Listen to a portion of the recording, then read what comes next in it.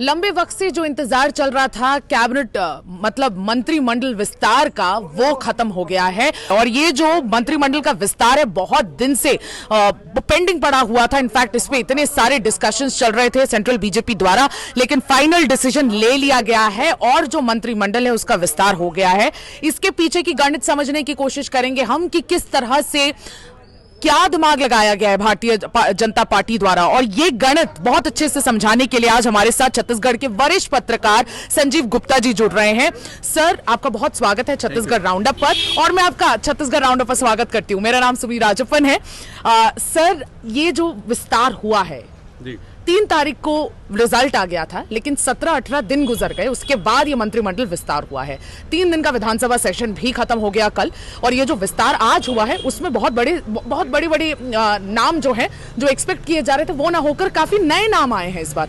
पहली बार की विधायक लक्ष्मी राजवाड़े को बनाया गया है, इकलौती महिला है। और अगर आप देखेंगे तो यंग फेसेस ज्यादा है और पुराने चेहरों को कम जगह दी गई है। क्या गणित लगा रहे हैं सर आप? देखिए, ये बिल्कुल ये निश्चित था कि नए चेहरे ज़्यादा संख्या में आएंगे। ये जिस हिसाब से चीज़ें हो रही थी, मंत्रिमंडल के विस्तार को लेकर बातें हो रही थी, फिर पहले मुख्यमंत्री के चुनाव को लेकर जो बातें हुई, और तीनों राज्यों में, मैं केवल छत्तीसगढ़ की बात नहीं कर रहा हूँ, तीनों राज्यों में जिस तरह से नए लोगों को मौका दिया जा रहा था, नए मुख्यमंत्री का जब चुनाव हुआ तो नए लोगों को मौका देने की बात आई, तो ये स्वाभाविक था कि इस मंत्रिमंडल की जब गठन होगा मंत्रिमंडल का, तो नए लोग और पुराने लोग दोनों मिलकर रहेंगे। तो देखिए, आज जो मंत्रिमंडल का गठन हुआ है उसमें पुराने चेहरे कुछ हैं, जो सबसे पुराने जो हैं, सबसे वरिष्ठ हैं, उसमें बृजमोहन अग्रवाल हैं। उसके बाद केदार कश्यप हैं। केदार कश्यप बस्तर से आते हैं, बृजमोहन अग्रवाल रायपुर से हैं, 8 बार के विधायक हैं, अभी 8वीं बार है उनका। दूसरे और हैं, जैसे आपके रामविचार नेताम जी हैं। रामविचार नेताम काफ़ी वरिष्ठ विधायक हैं। तो मुझे ऐसा लगता है उसके बाद फिर युवा फेस पूरा ले लिया गया, चाहे ओपी चौधरी हो, जो IAS से नेता बने, ओपी चौधरी हो, लक्ष्मी राजवाड़े जिसका नाम ले रही, टंकराम वर्मा है जो कभी उसमें काम करते थे PA के रूप में केदार कश्यप के। तो ये सारे लोगों को लेकर एक मुझे ऐसा लगता है कि वरिष्ठ लोगों का और नए लोगों का ये पूरी तरह से एक मिश्रण के साथ तैयार किया गया एक मंत्रिमंडल है। और इसको बैलेंस करने की कोशिश की गई है कि देखिए, विधानसभा में भी जवाब देना होता है और अधिकारियों पर लगाम भी लगानी होती है, काम बेहतर तरीके से करके दिखाना है। तो ये सारी चीज़ों के लिए वो वरिष्ठ को भी रखे हैं, लेकिन इसी के साथ वो पीढ़ी का परिवर्तन जो होता है कि एक पीढ़ी से दूसरी पीढ़ी तक आपको सौंपना है सारी चीज़ें। तो मुझे ऐसा लगता है कि इसके लिए ये सारे जो कवायद की गई है। सर, ये पीढ़ी जो बदलाव है इस पे मैं आऊंगी मेरे अगले सवाल पर, लेकिन सर जो क्षेत्रीय बैलेंस बैठाने की भी एक कोशिश की गई है, सरगुजा से भी लोगों को लिया गया, बस्तर से भी लिया गया, सेंट्रल छत्तीसगढ़ से भी लिया गया। तो ये जो क्षेत्रीय बैलेंस, आप इसके पीछे की क्या गणित सर आप समझ पा रहे हैं कि बीजेपी ने क्या गणित लगाया सेंट्रल लीडरशिप? देखिए, मैं आपको बता दूं, सरगुजा में 14 सीटें हैं। सरगुजा संभाग में 14 की 14 सीटें जो हैं वो भारतीय जनता पार्टी ने जीती है जी। मुख्यमंत्री विष्णुदेव साय से लेकर 4 जो कुल मिला के, चाहे वो रामविचार नेताम जी हों या लक्ष्मी राजवाड़े जी हों और जायसवाल जी हों, इस मिलाकर 4 जो लोग हैं, 4 मंत्री जो है वो सरगुजा संभाग से है। बस्तर से है, बस्तर से 1 है, बस्तर से 8 सीटें जीती है, 12 सीटें हैं वहाँ पे, 8 सीटें जीती हैं। केदार कश्यप हैं अभी वहाँ पे। केदार कश्यप काफ़ी पुराने हैं और उनके पिता बलीराम कश्यप जो है वो बस्तर में, और मैं तो कहता हूँ पूरे छत्तीसगढ़ में भारतीय जनता पार्टी को स्टैंड देने में, खड़े करने में उनका बड़ा योगदान रहा है। तो स्वाभाविक था उनको लेना। इधर से जो मैदानी इलाकों से वरिष्ठ विधायक जो है बृजमोहन अग्रवाल, पुराने मंत्री हैं, पुराने यहाँ के सबसे, मुझे ऐसा लगता है कि सबसे ताकतवर लोगों में से, भाजपा के ताकतवर लोगों में से एक है, उनको लिया गया है। फिर टंकराम वर्मा बिल्कुल नए जो है यहाँ से बलौदा बाजार से चुनकर आते हैं, उनको नया लिया गया।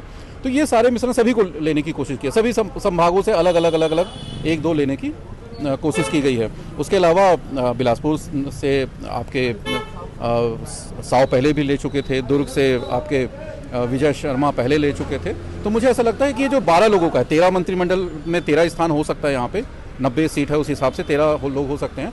तो जो 12 लोग लिया गया है, 1 अभी नहीं लिया गया है, तो उस हिसाब से मुझे ऐसा लगता है कि 12 में से सभी को क्षेत्रीय संतुलन बनाने की कोशिश पूरी की गई है। आपने कहा कि ट्रांजिशनिंग जो फेज है उस फेज से भी निकल रहे हैं। अभी बीजेपी ने काफी कड़े डिसीजंस लिए हैं, और ये जो ट्रांजिशन जो फेज था वो बहुत साफ साफ नजर आ रहा था कि अब सेंट्रल लीडरशिप इंटरेस्टेड है यंग लीडरशिप में, और सेकेंडरी लेयर ऑफ लीडरशिप उनको उस चीज को जगा और उस चीज को मोटिवेट आगे करना था।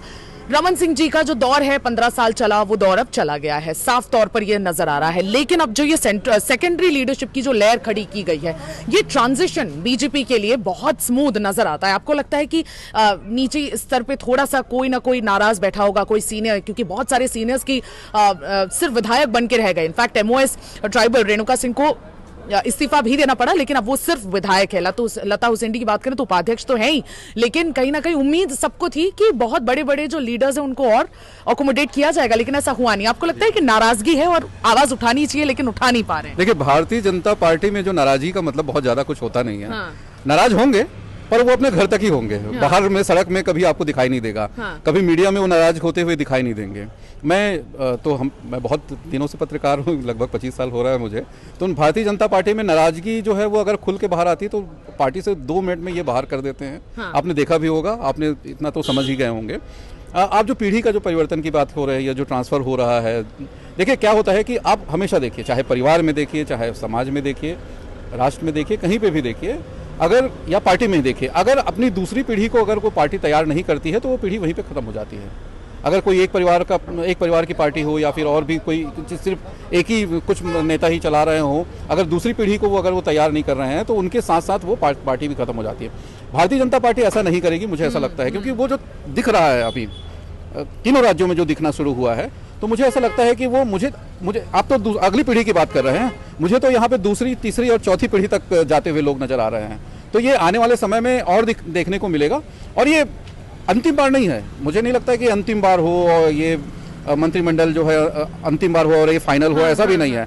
अगर इनको लगेगा, भारतीय जनता पार्टी को जिस हिसाब से ये काम कर रहे हैं, जिस हिसाब से तेजी के साथ काम कर रहे हैं, तो अगर इनको लगेगा कि यहाँ पे बदलाव होनी चाहिए तो वो बदलाव करने से भी नहीं चुकेंगे। और रही बात नाराजगी की, तो नाराजगी घर तक रहेंगे लोग, बाहर आएंगे तो वो उनका क्या असर होगा आप जानते हैं। तो आपने ये बात बहुत साफ कही कि कॉर्पोरेट कल्चर में जैसा होता है सर, हमारे परफॉर्मेंसेज रिव्यू होती है, हर साल रिव्यू होता है, हमारा अप्रेजल होता है। तो क्या बिल्कुल बीजेपी भी इस तरह से अब वो कल्चर को अडॉप्ट करते हुए नजर आ रहा है कि आप कैबिनेट मंत्री तो ठीक है, हमने शपथ तो दिला दी, आपको कैबिनेट बर्ड्स भी दे देंगे, लेकिन अगर आपने परफॉर्म नहीं किया, आपकी रिपोर्ट कार्ड सही नहीं आई, तो सेंट्रल में भी वो ऐसा कर चुके हैं, 2.5 साल में बदल चुके हैं, यहाँ पे भी बिल्कुल वही हश्र होगा, यहाँ मध्य प्रदेश, राजस्थान। बिल्कुल, मुझे भी लग रहा है। हाँ। देखिए क्या होता है कि हर जगह वो तो आपने अगर काम नहीं किया, आपने काम करके नहीं, आपने आपके ऊपर भरोसा दिखाया पार्टी ने या तो फिर आपके कंपनी ने, आपने काम करके नहीं दिया, तो स्वाभाविक रूप से वो बदलेंगे या फिर आपसे बेहतर ढूंढने की कोशिश करेंगे। अगर वो बेहतर मिलेगा तो आपकी उपयोगिता वहीं पर समाप्त हो जाएगी। तो ठीक है, अच्छी बात है, देश के लिए भी अच्छा है अगर कहीं लोग काम करने वाले हैं। देखिए, मुझे ये पार्टी किसी की भी रहे, सरकार किसी की भी रहे, बीजेपी रहे, कांग्रेस रहे, कोई भी दूसरे दल रहे, किसी की भी सरकार हो देश में, राज्य में, कहीं की भी सरकार हो, काम होना चाहिए, विकास होना चाहिए। अंतिम पंक्ति के लोगों तक मैं हमेशा बात करता हूँ, आपके सामने भी कई बार बात हो चुकी है कि रोटी कपड़ा मकान शिक्षा स्वास्थ्य बहुत सारे लोग हैं जिनके पास नहीं है। अगर उनका तक पहुंच रही है, विकास हो रहा है, बहुत तेज गति से विकास हो रहा है, हमारा देश आगे बढ़ रहा है, तो फिर किसी भी प्रकार का कुछ भी करें, कुछ भी प्रयोग करें, क्या फर्क पड़ता है? विकास होना चाहिए, लोगों को आगे बढ़ते रहना चाहिए, देश को आगे बढ़ते रहना चाहिए, बेहतर है। विकास होगा, बिल्कुल ऐसा प्रतीत हो रहा है, क्योंकि जिस तरीके से मंत्रिमंडल तैयार हुआ है और जिस तरीके से बीजेपी ने एकदम नेल कस ली है अपनी, लग रहा है कि छत्तीसगढ़ विकास के पथ पर जाएगा। अब होगा कि नहीं होगा ये तो वक्त ही बताएगा। आज के लिए बस इतना ही। मुझे सुमी राजप्पन, मेरे वीडियो जर्नलिस्ट राघवेंद्र पांडे को विदा दीजिए। बने रहिए छत्तीसगढ़ तक पर और छत्तीसगढ़ राउंड अप पे अपने फीडबैक कमेंट सेक्शन में जरूर डालते रहिए। नमस्कार, जय जौहार।